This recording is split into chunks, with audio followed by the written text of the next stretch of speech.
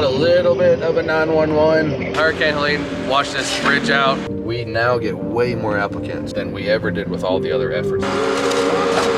Save yourself a couple $100 grand. If I can give you any correct, viable advice, it's that. Is that all he did here yesterday was that one? He charged me $500. This one? Well, he said for all the work in here, so is that the only thing he did for $500?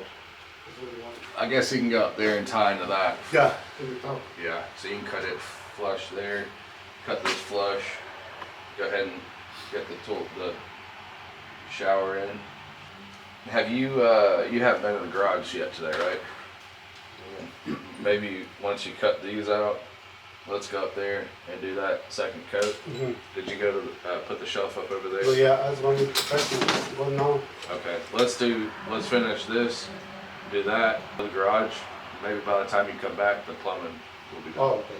But set the tub in here first, just so he knows. It probably wouldn't hurt to go outside this line, the drain, go straight out. We probably need to dig right there and over to here, so that he can tie that in. And that one? Yeah. Okay. The trees and grading and stuff, and the construction guys, you know, they just do all my specs and flips and stuff like that, you know. Yeah, we got a full-on tree service, yeah. The back side of the development is pretty bad with trees down everywhere. Oh yeah, it's terrible. They've just cut right to the edge of the asphalt, you know, so it's pretty gnarly looking through there. The whole chimney looks gnarly. We did another development right after the storm, and what we did on that was cut everything 15 feet off of asphalt, you know, which kind of puts it behind the ditch and back into the property's lots, you know, and man, just that little bit of getting it off the road, you know, I mean, it just makes it look so much better, you know. Then the roadsides could be maintained and stuff, you know, I mean, if that ain't done before the springtime, the homeowners don't do it, which we both know they won't. You know, how are you gonna cut roadsides and stuff, you know? On there, and Right. it's got a little valley, and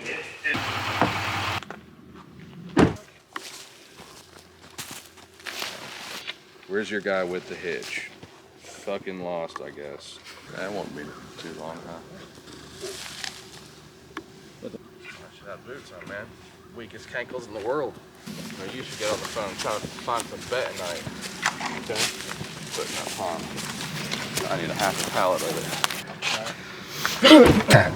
I think they're in trouble. Enrique ain't though. Right in the way.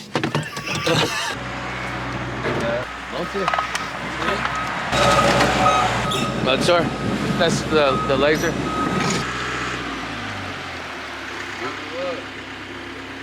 Have you shot it? Eyeballed it? It looks a little low. We'll shoot it real quick. You about to try to pull it over? Is there anywhere on those I-beams to hook something to? Study that real quick while we shoot these and see what you can do about getting something hooked to this side, or if there is something hooked to that side, we need to spin it around to pull it across.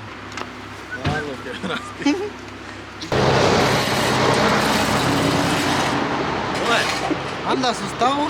Need you to walk across that creek, and you got those boss man boots on.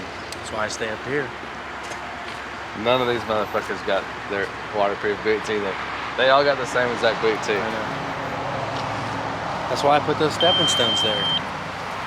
¿Por qué todas las personas tengan los zapatos mismos?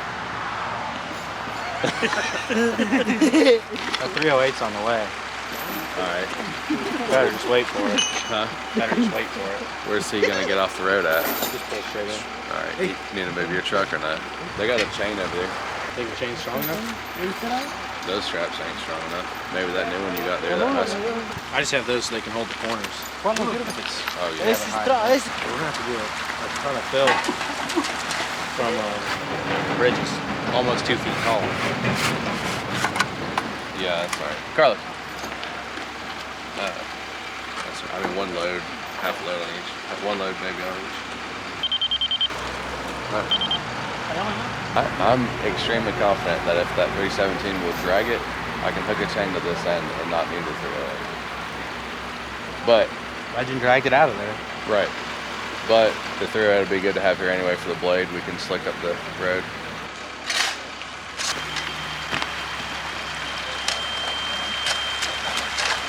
You guys may can tell in the background it's extremely smoky, and there's a couple different wildfires actually in this area. Hurricane Helene washed this bridge out. It was sitting on concrete head walls. The walls are gone. Fortunately, the bridge, it actually picked it up, moved it back, and we believe it's okay. Keep costs low. We just came in, added some fill here, knocked the rest of the head walls down, used them for some fill, put these large concrete waste blocks in that the new bridge the existing bridge will slide back over and set on. We'll move it, hopefully it stays intact, and then we'll just backfill it gravel on either side.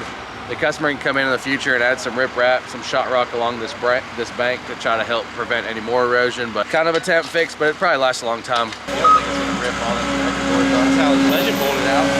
I thought so too, but this the carabiner I have does it too. And I can probably beat it in there with a sledge. It'll have to stay there though. Yeah, I know.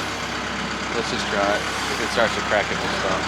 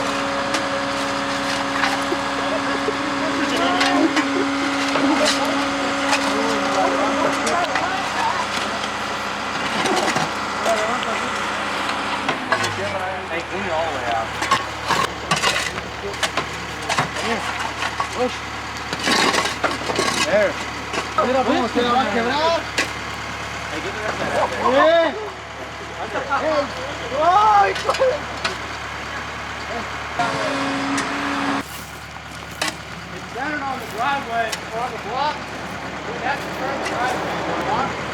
Now we can drive.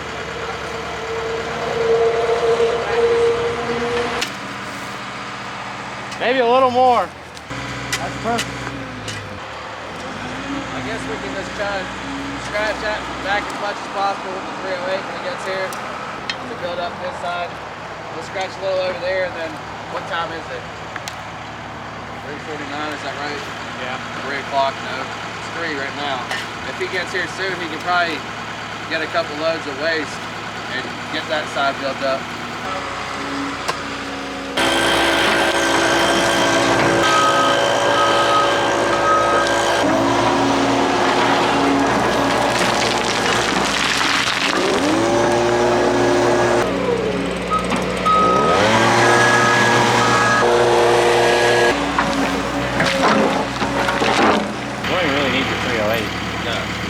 Go get into the cul-de-sac. I need rock here.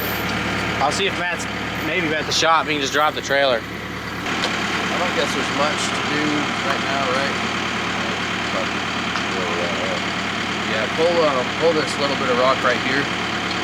Do something with that brush. And I'm also going to run back to cell service real fast and see if I can haul it. What do you mind with a truck? Try to get me a couple loads of rock to put in.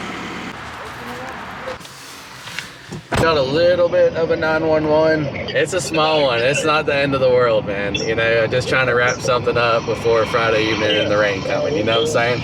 I need some rock here, a couple loads, and I'm hauling as well, but I need to get it here a little faster. I'm hauling mine waste from Joe, but I really don't care. I just need to build up about a foot of rock, something solid at the face of this bridge. They put the top of the block that we're setting this bridge on really where the top of the bridge should have went, so I need to build up about 2 feet coming up onto it from the driveway. I don't know how available you are or how late you can haul, but if there's somewhere that we can get some material, you know, up to like 6 o'clock. Okay, that's what I thought. That's what I thought. Yeah, I'll go get some. All right. If he brought me a load and you brought me a load and my guy's hauling, by the time each of y'all made a round, I think we'd have it. Yeah, let me run. I'll get in, bring you a load right quick, and then let me run over here and haul this load of gravel. It don't go far. Yeah. I'll come haul you one. We'll get some material. Or if he has time to do 2, whatever's going to be easier on you. I don't care. I appreciate you. Yes, sir. Thank you. Unload the machine. Drop the trailer out of the way. It's got 2 other dump trucks coming with some material as well, and they'll need to get turned around over there. So I'm hoping, because we're pressed for time, that if all of you guys can make a round or 2 with rock, we'll finish by the end of the day. Okay. All right, see ya. We can take out like this one, and then there's like 4 up there. Okay. And I mean, you guys, however you want to take them out, like I don't care if they take out a couple extra. I'm not gonna cry about that. Okay, so that one and these 2 on the hill are staying? I like to take this one out, Okay. this one out, and then these 4. You can leave these ones on the hill. What are you taking these out for to get a bit of yard? I want to grow stuff down here. Okay, I got you. You know where the septic's at? Yeah. Stay down there with everything and should be fine. Kind of curious too if you had any. Like, what do you do with this? Looks like somebody was trying to do some sort of terracing or something. Yeah. Didn't look like it was very successful. Nah. Juniper or something would be like a good ground cover that will hold, and it's, you know, pretty self-maintained, you know, and it'll look better than. You guys charge much more to cut them up into, you know, manageable pieces? We can block them up for you, and then maybe blow the chips down into the woods down there. Yeah, that's fine. A pilot. It'll be a mountain of brush. Will it? Yeah, I thought so. Yeah, okay. There's a little bit extra expense. It'll be to do all these, you'll have a huge pile of brush. The wood, where would you want it stacked up? By the wood line? Or? That's fine. Okay. Yeah, whatever. You have a roundabout guesstimate of what we're talking? Yeah, I'd say probably $3 grand. $3 grand? Yeah. Yeah, that sounds great. It's not like a huge urgency, so if you got a bunch of work, it's fine. But something like this, as long as we're not bringing cranes and bucket trucks and machines, you know, I can get some guys to knock it out pretty fast for you. Well, I'll send you a quote over to your email whenever I get back to the office, and you just click approve on that, and my foreman will call you. But I'd say within the next week we can get out here and knock this out. Everything's so wet right now. There's a lot of stuff that with that big equipment we can't get into. Yep. So little filler jobs like this. Exactly. Keep a lookout for your quote. All right. And then I'll get it to you later today. And then, like I say, just click approve on that, and my foreman will call you. But should be able to squeeze you in the next week here. Cool. Yeah, my brother-in-law's a big fan, man. He was the one who put me on to you. Yeah. He was like, check this guy out. Is he local? No, he's Durham, Hillsboro. Oh, really? Yeah, oh, that's cool. Yeah, I don't know. He was doing some work at his house. I don't know how he stumbled, but fell on you. We'll talk to you soon. Take care. Yeah. Got any questions anytime, don't hesitate to call me. We just want to sign up for the Dollars Dirt program. I'll send you a link. I'll send you the link to the one-on-one coaching as well. It's a little more intimate. We can really dive deep into your business and figure out, you know, what works and what doesn't. What I'm doing don't fucking work. Wow, what you got going on? I'm getting ready to hire a goddamn recruiter to fill this GM spot because it seems like we're not big enough to require a full-time estimator. Yeah. Or a full-time maintenance manager, just like overall the lawn care and enhancements. It's just either one of those is barely full-time, and those aren't really the greatest in mixing. Yeah, It's two very different roles. If I'm going to go a project manager, I'd rather just go general manager. If you're project managing, I run 3 install crews, so you're managing all 3 install crews, which is damn near 70% of my business. And at that point, I'd rather pay a little bit more and get the GM that can just do all of it. That can do what else, though? Maintenance and the installs. You want 1 PM for 4 crews? 6 crews. Good grief, dude. That's a lot of management. Like a general manager runs 6, the PM is going to be over 3. Okay, so... If I hire the PMs. Yeah, but you can't just hire from the top down. Unless you hire a GM and say, hey, it's your responsibility to immediately find 2 PMs. And then me start rolling on the sales and estimating. I mean, to me, It's what we have. I mean, I can handle it no problem. If you take all the other bullshit. Yeah, but you can't expect somebody else to do everything that you can do. Have you ever drew up an organizational chart? I did that the other day for the millionth time and was gonna send you a picture and ask you if you had that. I've got 100 of them. The PM runs the job, ensures they're on budget, etc., and then coordinates with the crews and coordinates with the office, material needed, equipment needed, duration, scheduling, etc. It's just, I'm doing all that.